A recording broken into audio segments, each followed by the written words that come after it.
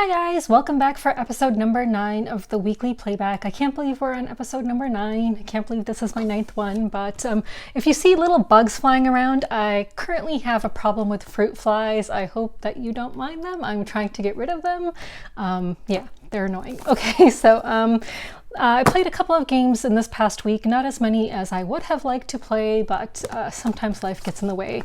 My day job has definitely gotten in the way. Work has also been extremely busy, and as some people might know, I am a housing attorney, legal aid housing attorney, and a lot of court cases take place in the evening because housing courts, a lot of them are only open in the evenings. So that has taken up a couple of my evenings now. And it's only going to get worse as more and more landlords try to evict their tenants. So why don't we just get started? The first game I will talk about actually is Brew. Now, this is a dice worker placement game. Oh, before I forget, of course, this is designed by Stevo Torres, and it is published by Pandasaurus Games, and it is for 2 to 4 players. Yeah, okay, so this is a dice worker placement game. I played it at 2 players. Some people posted on Twitter that, that they call it brutal because there's a lot of take that in this game. It can be quite a brutal game. You can really mess with other people. In a 2-player game, I did not really experience that. I feel like in a 2-player game, there was hardly any take that. I think I might have moved someone's die at one point, but in a 2-player game, I just feel like it wasn't that interesting. I don't know how it is in a 3 or 4-player game, but at 2 players, I was just kind of bored because it felt like there was no competition really. So you have this one board and you flip this board between rounds.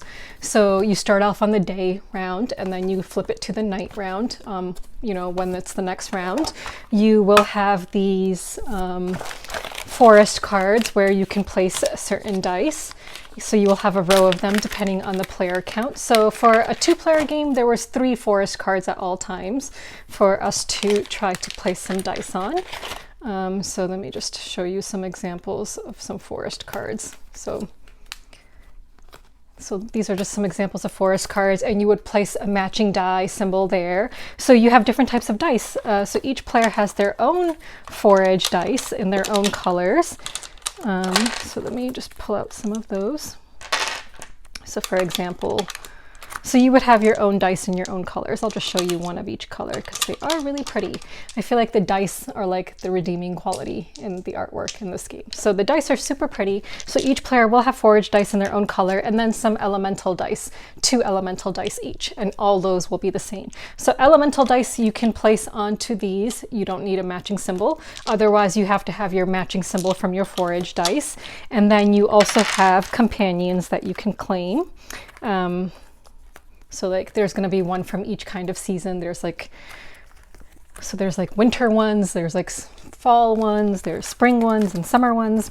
And they give you different abilities. So you will have companions that you can try to, I guess, what's the word they use? Raise? I don't know. Adopt? I can't remember what word they used to describe that action. So yeah, so you can get companions. And then finally, there's potions that you can brew.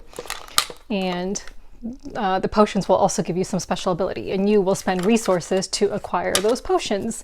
So yeah, the companions, as far as I remember, you don't really need to spend resources to get them. Certain actions will allow you to get them, like if you place a die there, that gives you the companion action, so you can take a companion, or on this board, you can place a die here. It will allow you to gather 1 wild token, a berry, and then gain 1 creature. So you don't need to pay for the companions. And when you have companions, you're limited to 3 unless you have the card that gives you the special ability of having 4. And yeah, so you can play with your special abilities, your player special abilities. And then you want to assign your companions to the forest so that they will be worth more points. So here's the thing. I think, yes, the companions are useful, and you know, some of them you can use like once per round or or throughout the whole game, whatever, I can't remember. So if you do not assign them to a forest by the end of the game, they will be worth only 1 point. However, if you can assign them to a matching forest, then they will be worth 3 points. Of course, you don't have their ability anymore. The rule book says that once the game is over, you have the opportunity of then assigning companions to a forest. I think if they wanted to make it a bit more interesting and more competitive, they should have said that you cannot do that at the end of the game, because you know, just to be able to do that at the end of the game, then you're able to use these creatures throughout the game, and then at the very end assign one of them to a forest. Like, it would definitely be a lot more competitive if you could not do that at the very end of the game. I believe you can only do that with one creature at the end, or maybe you can do it with all of them. Let me just double check. Because if it's all of them, then that makes it even less competitive. So let me just see. Yeah, so that means releasing creatures. So you will be releasing a creature to its forest type. So let's see, final scoring. Where is final?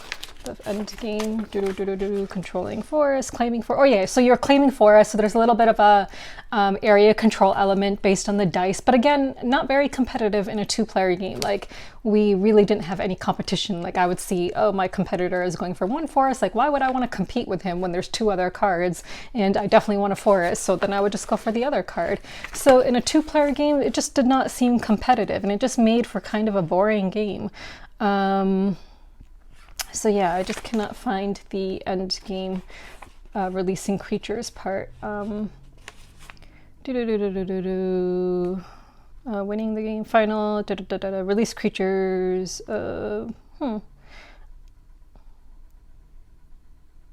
Yeah, so it seems like you can release a creature at any time, actually. Once you've released a creature, you may at any time move it to a forest you've claimed that has the same season type and does not already have another creature living there. So it seems like you can do it at any time. And it says any creatures you don't release during the game may be released and scored at the end of the game. So it seems like you can do that. You can actually do multiple creatures at the end of the game. So again, it makes it less competitive because you can keep the creatures throughout the entire game and still know that you can get those 3 points at the end of the game for that creature if you release it at the very end. Like, I just do think that was kind of a mistake on their part.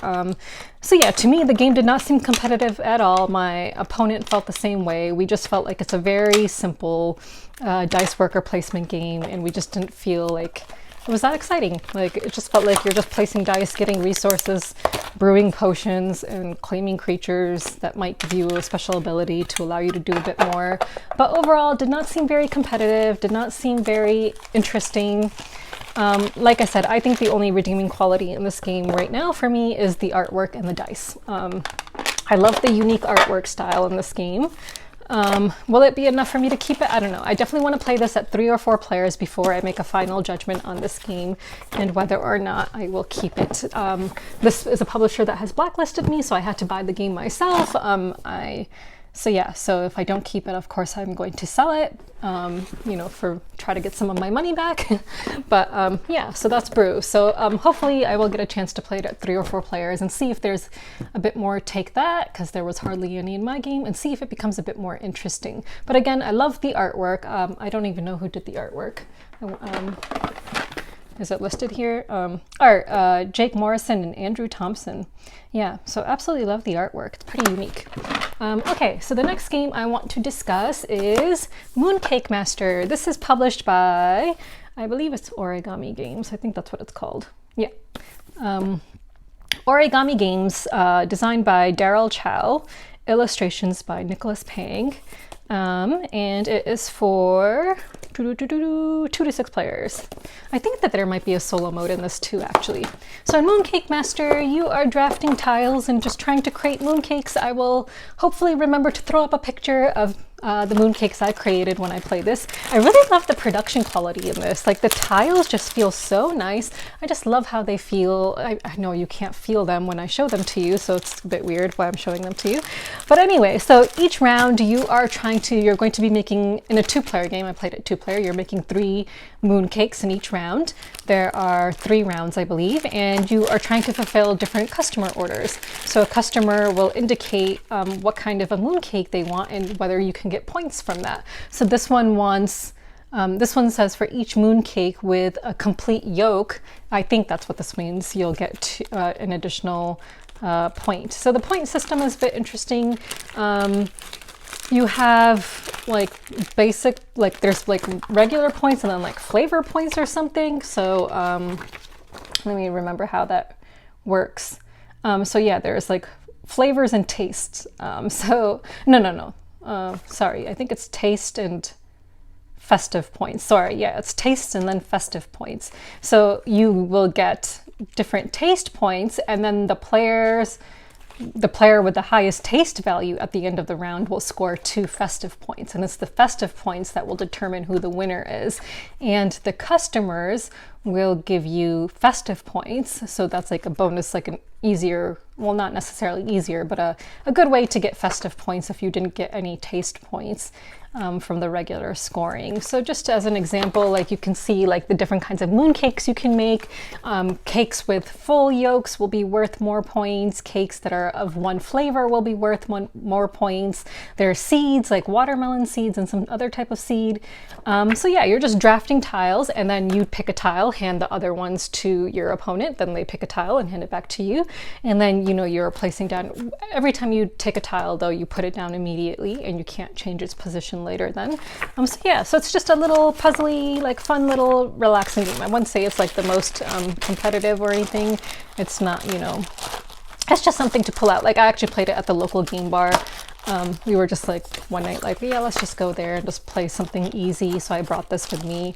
So it's just like a very chill like game night thing. It wasn't like, it's not a game I would like pull out to play competitively. Like, you know what I mean? It's just kind of like a fun little filler game that's really pretty. Yeah. So I do like Mooncake Master. I actually like the designer's other game that I played, which I talked about in a video.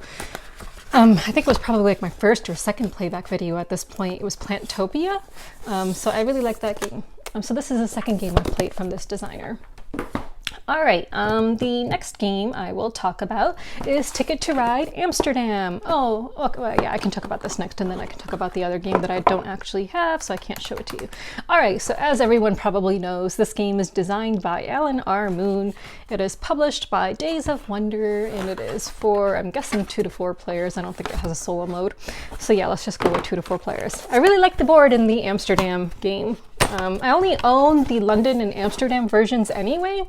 I don't own any of the other Ticket to Ride versions, and quite frankly, I really don't see a need to. If I want to play like a train game, I probably want to play something a bit more complicated than Ticket to Ride, I think. So this is just like a nice little filler game to pull out at the end of a game night, which is what we did on my at my Wednesday game night.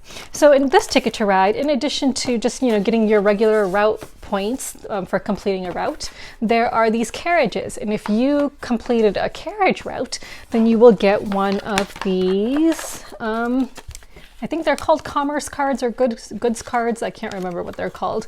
And so basically these will just give you like set collection points. Like whoever has the most of those at the end of the game will get the most points. So if you complete a route with carriages on it, then you will take one of those cards and you will just try to get the most of them. So it's just a little something added to this game. I'm not really sure how it fits into the theme of Amsterdam. I've been to Amsterdam and I really love it. I went there in 2016. Before I moved back from London to America. Yeah, I really like Amsterdam. So this is the reason I wanted the game, is because I've been to Amsterdam and I just like playing games that remind me of places I've been to. But yeah, it's just a fun little, you know, Ticket to Ride game. It's nothing like, you know, extraordinary. I don't really know what else to say about it. Just a nice little filler game. Yeah, so if you want a nice little train filler game, I would recommend the Ticket to Ride Amsterdam. Just because I really like the colors. I really, really love the colors in that game. All right, before I go to the next board game that I actually have, I will discuss Terra. So Terra is a game I do not own, but we played it at Wednesday night game night. It is published by Inside the Box Board Games, designed by Tim Pinder, artist Diana Franco Campos. And it is for 1 to 6 players. So this is a game, and I will try to throw up some images. It's a cooperative game. I'm usually not a fan of co-op games, and everyone knows that. I'm not sure that I was a huge fan of this game. You know, I guess I enjoyed it. I don't know if I actually truly enjoyed it or if I just convinced myself I was enjoying it so that I would actually want to continue playing it. But yeah, I guess it was enjoyable. You know, so you're revealing tiles. You can take a different action on your turn. You can reveal a tile and place it and then hop onto that tile, or you can move a certain number of spaces. You can, you know, there's different things you can do. You can lay down a rope if you need to. You can try to blast through a wall depending on your character's ability. So there's different things you can do.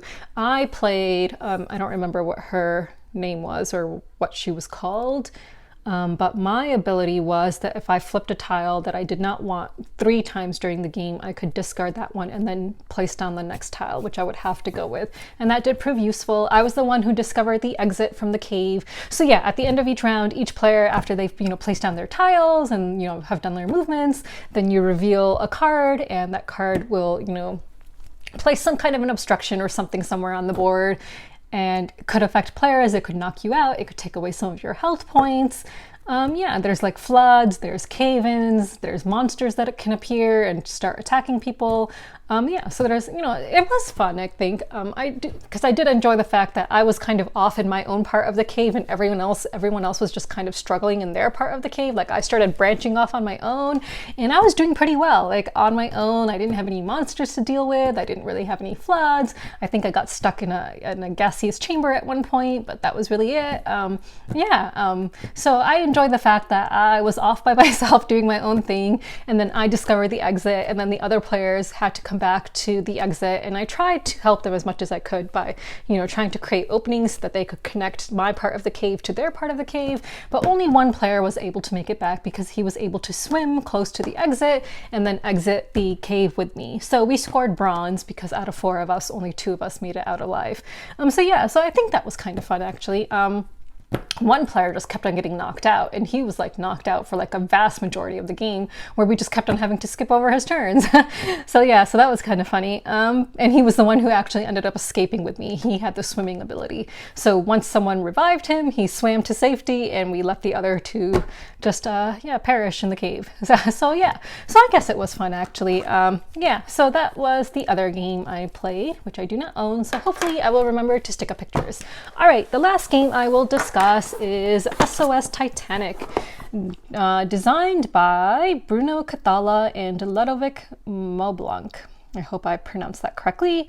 Illustrations by Christian Bach, and it is published by TGG Games. Now this is coming out straight to retail, I believe. I do not believe it is coming on Kickstarter.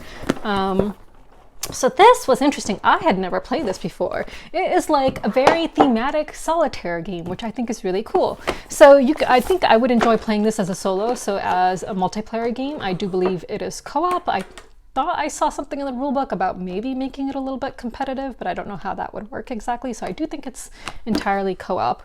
Let me just find it on BGG so I can just... So this is like a new edition of it. So it originally came out in 2013. Yeah, it's a cooperative game with variable player powers, because you will have a character which will give you some kind of a power.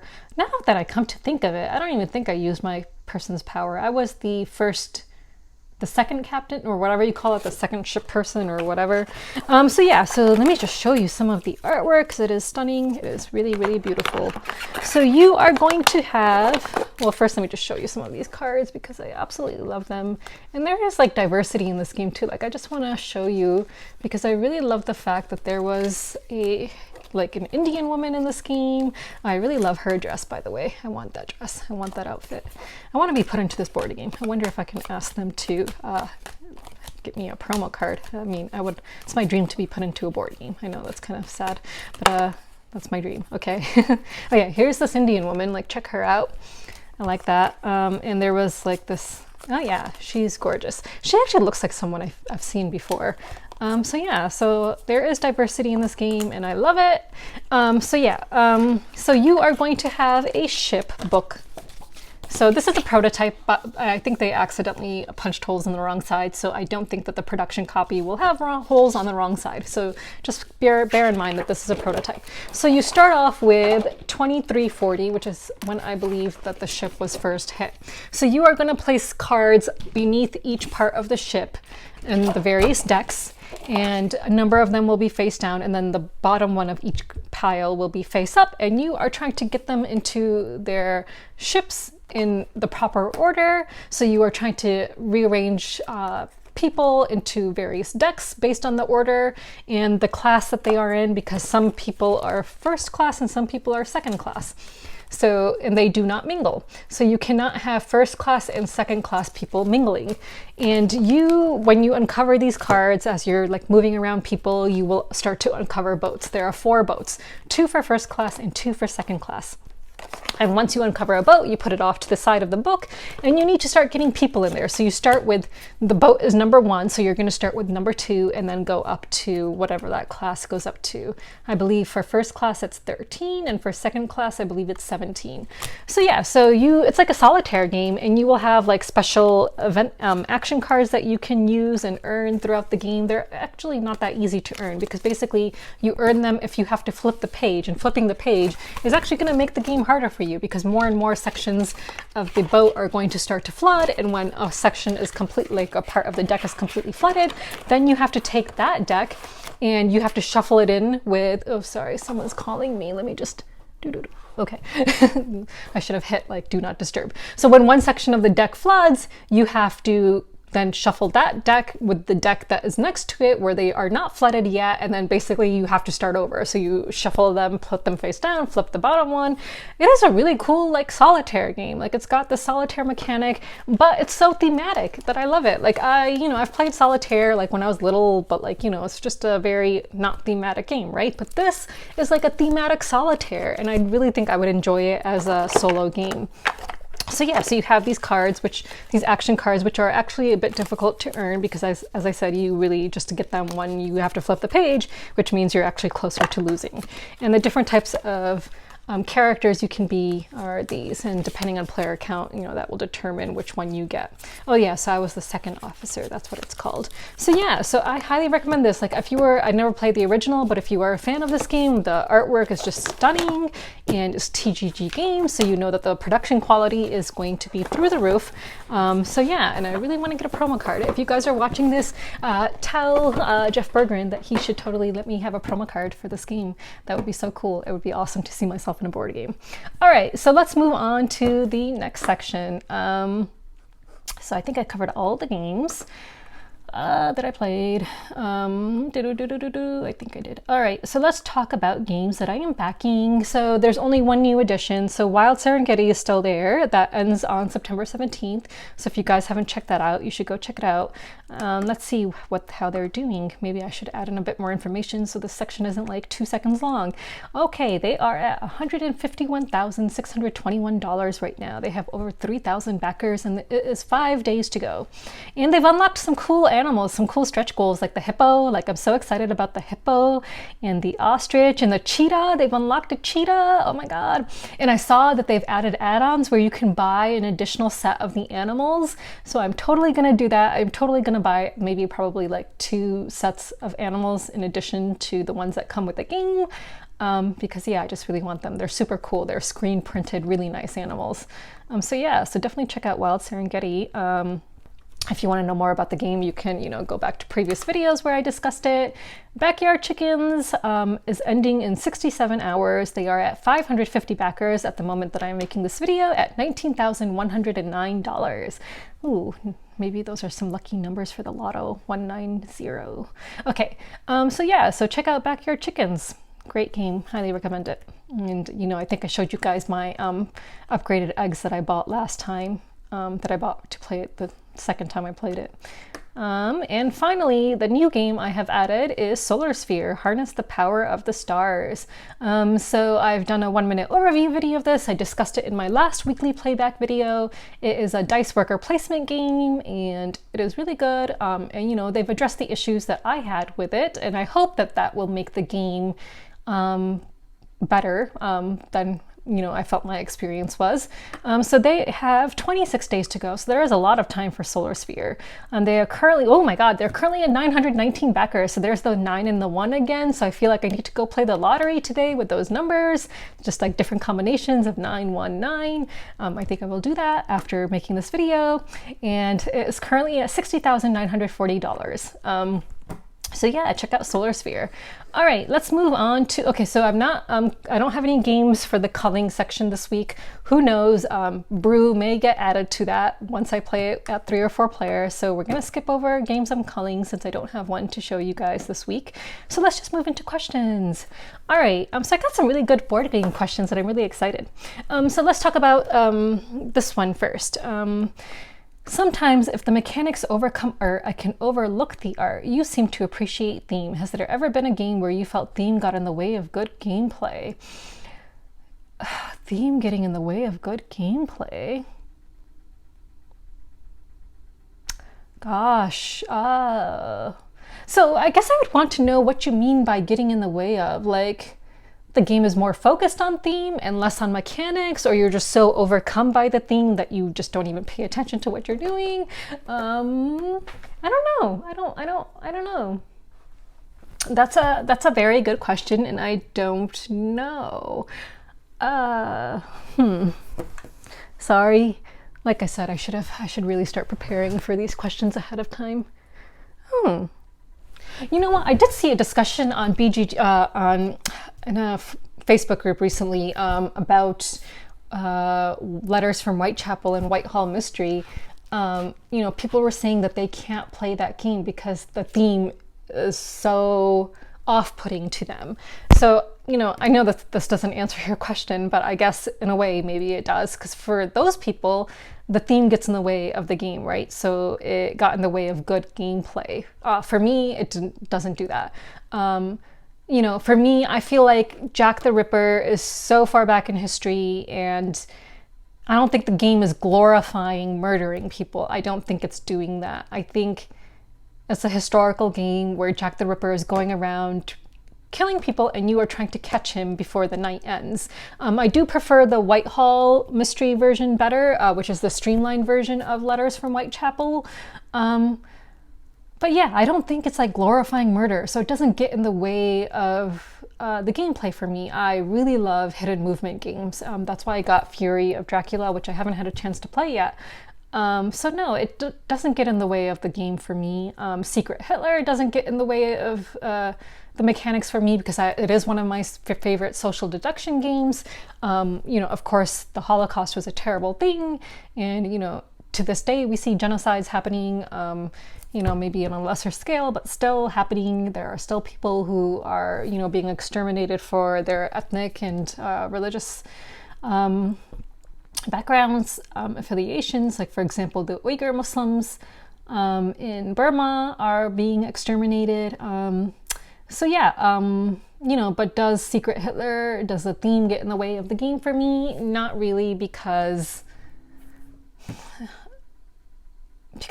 no one's glorifying Hitler. Like, we're not happy that, this happened. It's not like, oh, let's celebrate something. We're not celebrating a terrible event. It just fits the theme well. Like, it fits the game well. Like, there's bad people and you want to find the bad people. And it fits with the whole election thing, the whole like passing policies. So for me, it's removed from the genocide that took place. For me, it's more about keeping out bad people from power, and there's no mention of a genocide in it. But I can totally understand for some people that they would not want to play that game, and that's perfectly all right. Like I even mentioned in previous videos that, we are considering telling people that, okay, there are people who feel uncomfortable with this and maybe we should stop bringing it to game night. People are still bringing it to game night. We haven't made an official decision on it yet because, no one has actually at our game night said that they feel uncomfortable with it. Like, no one has actually said that. It's just me and the person who helps me run my meetup that, you know, we ourselves have kind of, you know, thought about whether this is something we should consider or not. Quite frankly, I really want to see a Secret Voldemort game, but I discussed this in another video as well, where I can't print the files as nicely as I would like to make a really high quality version of it because of copyright issues. So yeah, so no, for me personally, a theme has not gotten in the way of mechanics or a game.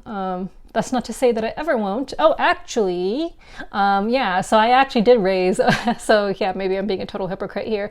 So Five Tribes, which is one of my favorite games, the solo mode of that game used a name which I, as a Shia Muslim, found offensive. So the solo mode, you are playing against, I've never played the solo mode. I had discovered at that point that a solo mode exists, and it uses the name Yazid. Yazid is a person in Islamic history who was a tyrant, a dictator, a murderer, and people, Shia Muslims like myself, hate him, and, you know, to see his name used in a game was really off-putting for me. And I had actually created a thread about it in one of the largest board gaming groups on Facebook.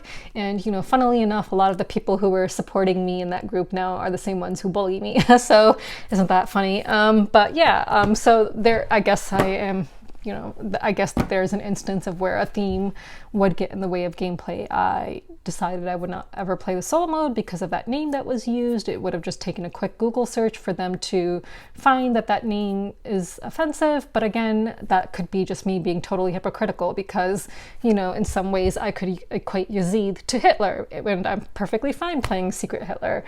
So I guess everyone has their own limits and their own things that will offend them. So yeah, so maybe that is hypocritical of me. I will need to think about that some more and see how I feel about that. And yeah, very good question. Thank you. Okay, so next question. What is your take on house rules? I think that they are fine. If it's something that everyone can agree to and there's a logical reason behind the house rule, then I am totally for it. So for example, for Brew, I think I would totally house rule that you cannot retire, I don't know what it was called, reserve characters, retire characters, what was it called? Send them off to live happily ever after in their forest. I think I would have a house rule that you cannot do that at the end of the game. Like, once the final round is over, you cannot do that. If you can do it during your turn in the final round, but once the game is completely over and during, you can't do that. So I think I would house rule that. There's another game where I know I house ruled something. It was a prototype I played, and I had discussed it with another player, another content creator, and we both agreed that we would house rule something in that game, but now it escapes me what that game was. It was Alex from Board Game Co., but we don't really talk anymore. So, God, what was that game that we played? And we both decided we would house rule something, but I don't remember what it was now. But it was a prototype of something. And if if the game comes into my possession, I'm sure I will remember it at that point. And if I do a video for it, like a weekly playback where I discuss it, then I can, hopefully I'll recall what it was that I wanted to house rule in that game. Oh, I wish I could remember right now. So yeah, definitely if people can agree to something, then I'm all for house ruling things because, games aren't perfect and sometimes a house rule might actually make the game better for you in a certain way. So I don't think that there's anything wrong with that. Yeah, why not? They're your games, you bought them, do what you want with them. So why not?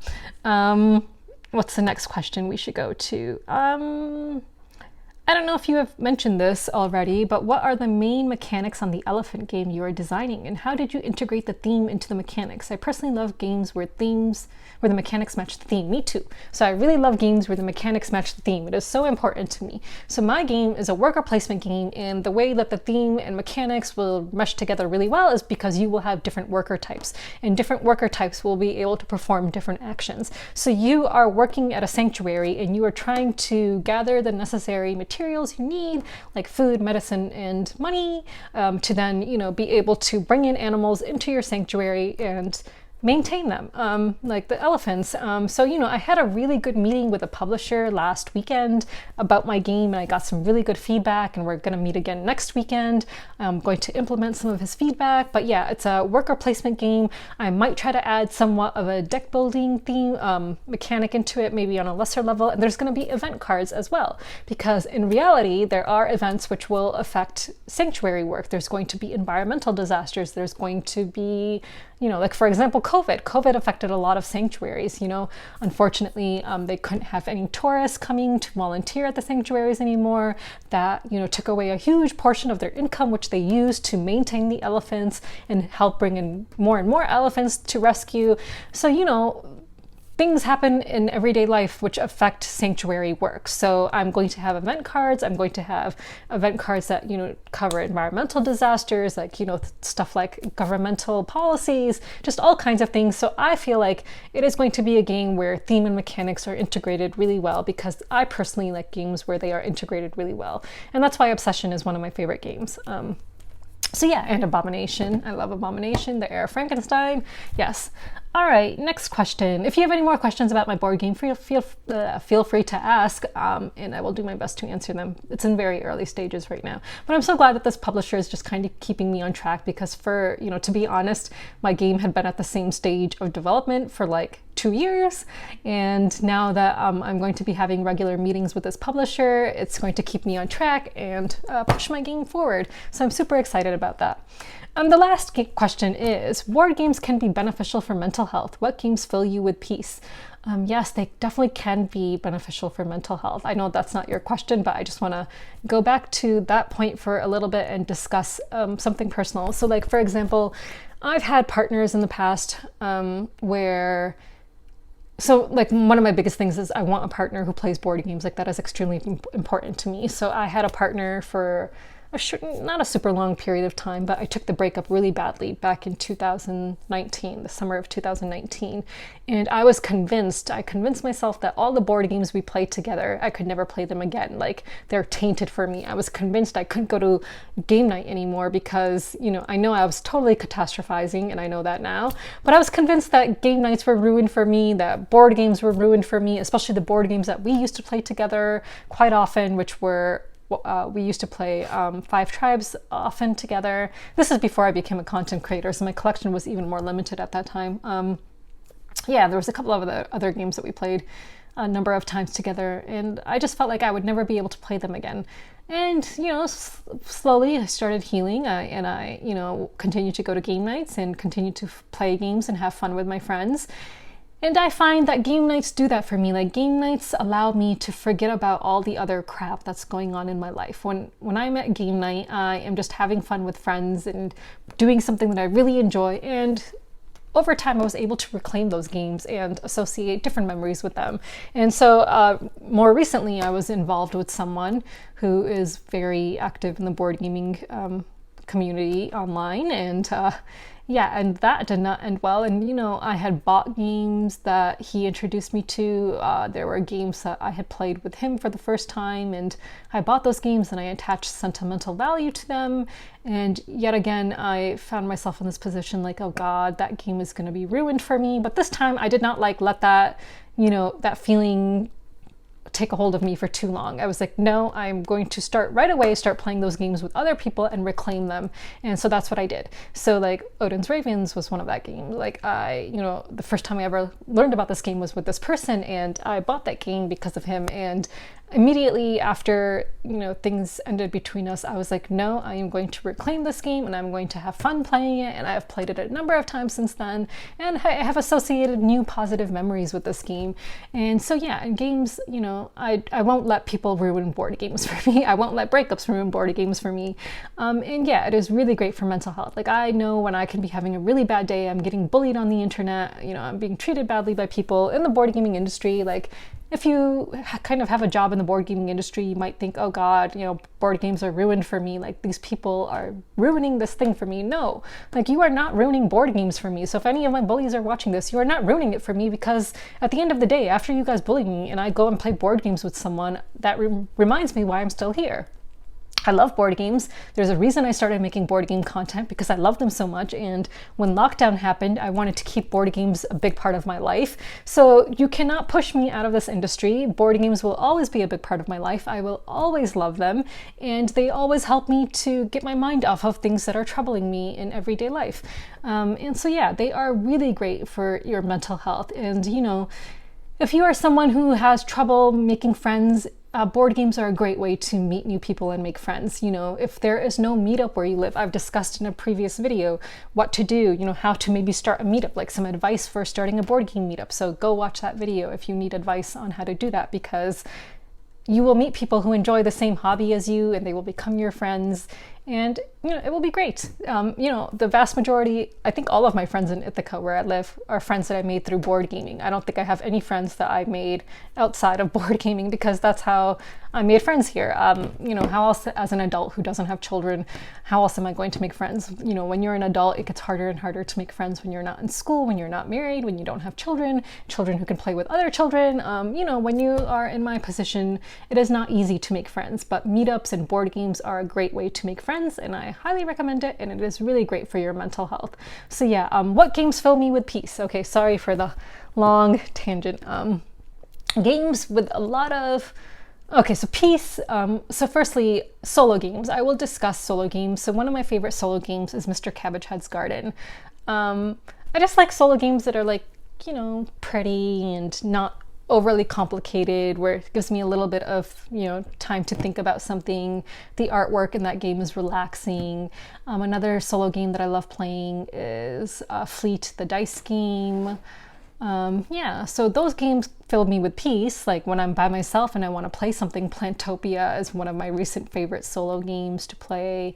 I like small solo games. I don't like solo games that take too much time to set up. I've done it a couple of times, and for me, it's not really worth the effort to take time to set up a huge board to play by myself. Like I like, you know, big complicated games, but I like doing those with other people. So for me, if I am, you know, going through a rough time and I can't go out and play games with people, the games that fill me with peace are solo games that I can just enjoy by myself, like small solo games.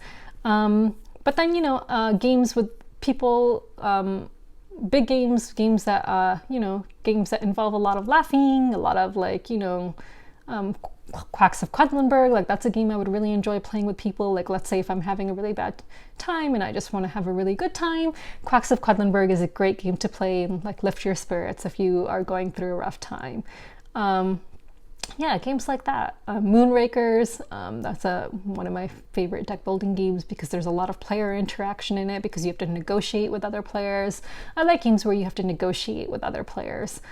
So yeah, stuff where, you know, games where there's a lot of player interaction are games that I would want to play if I'm going through a rough time, just so I can have laughs with other people, just so I can interact with them, more than just kind of playing a game where you're doing like a solo game with other people. I want a game where I can actually interact with other people.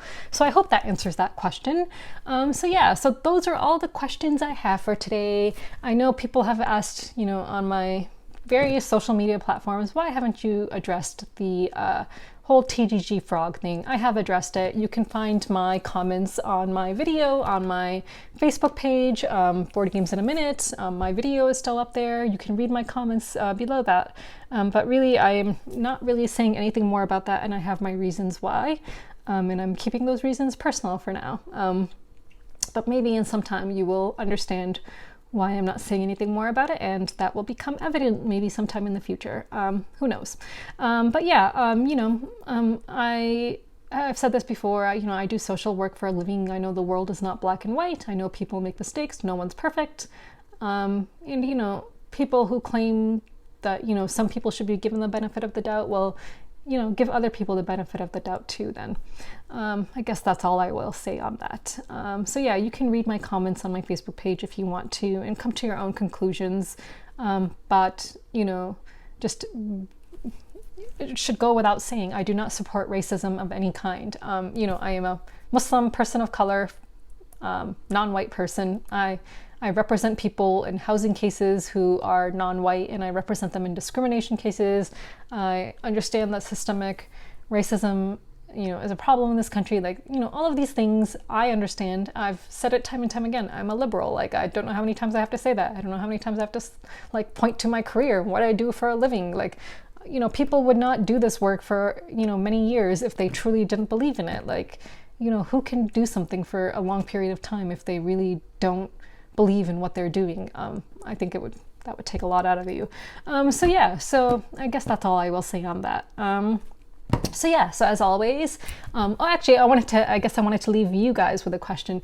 Is there a game you convinced yourself you liked for whatever reason, but then in reality you really didn't like it, but you just had to convince yourself for one reason or another that you enjoyed it? If so, what is that game and why did you convince yourself you had liked it? I was just thinking back to Altiplano. You know, I've only played it twice now, but I had discussed it in a video a couple of weeks ago, and I feel like that might be a game I convinced myself I liked more than I did, and maybe, you know, so I was just wondering about that. I don't know. It's something I'll have to think about too and see if, you know, there's any other games that fit into that category. Anyway, until next time, guys. Bye!